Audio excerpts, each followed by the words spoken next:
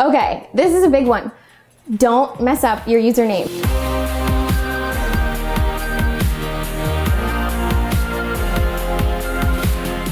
Hi Shelby, welcome back.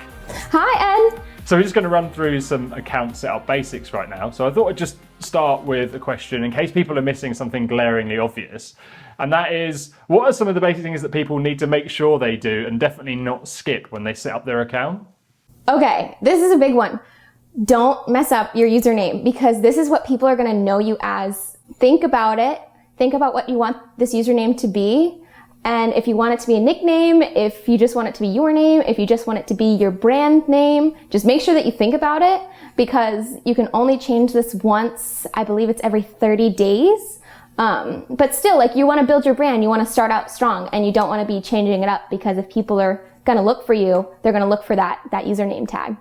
Okay, that's interesting. So what about things like keywords? Can you stuff a keyword into a username and maybe that means you'll appear more in search for terms within your niche? Or is that just something that wouldn't happen? I mean, I've never really heard of anybody using a keyword in their names. I'm sure like using a keyword about something that your account's about, like for me, like I'm SoCal Shelb, but I could be like Shelby at the beach because a lot of my TikToks are like filmed outside and at the beach.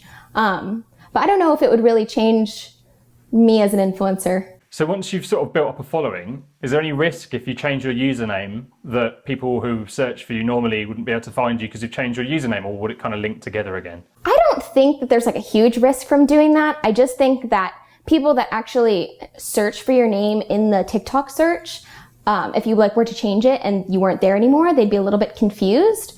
But I'm sure if it's something similar, they could still find you. But I don't think there's like anything like totally wrong with doing that. It's not too big a deal. You just need to make sure that you're setting it up properly right at the start and don't change it too often, or try to at least. Right, yeah.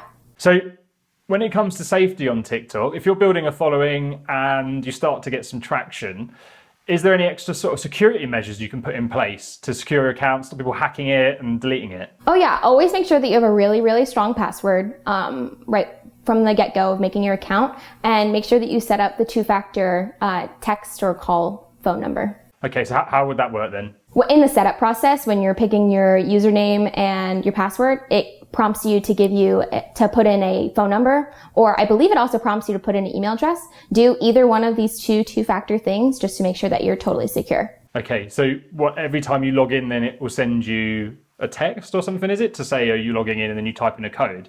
Yeah, anytime you log in, for me, it sends me a text with a code that I have to type in. Other people, like my friend uses her email and it sends her a code via email and you have to type that in. So when it comes to other people's TikTok accounts, do you think there's anyone that other people interested in growing a following should be following on TikTok to learn more? Is there any accounts that stick out that you'd recommend and say, look, go follow these guys? I don't really have any specific accounts. I'd say just follow accounts that are similar to what you're trying to do on TikTok and almost mimic or copy the things that they do. That's what I did. So would that be kind of finding people within your niche who you like and then making sure you're following them? Right, exactly. Find people in your niche and follow them. So how important is it to add things like your Instagram profile or YouTube to your TikTok account? And have you got any advice about what you should put on there? I mean, just similar content. Sometimes I reshare my TikToks on my Instagram depending on if I really liked it or if it was going viral, but nothing really in particular. So I'm going to get out of the way now and we're going to finish this interview nice and swiftly so you can get on to module 3 where Shelby will be coming back with some more gold dust. Thanks, Shelby. Bye, thanks.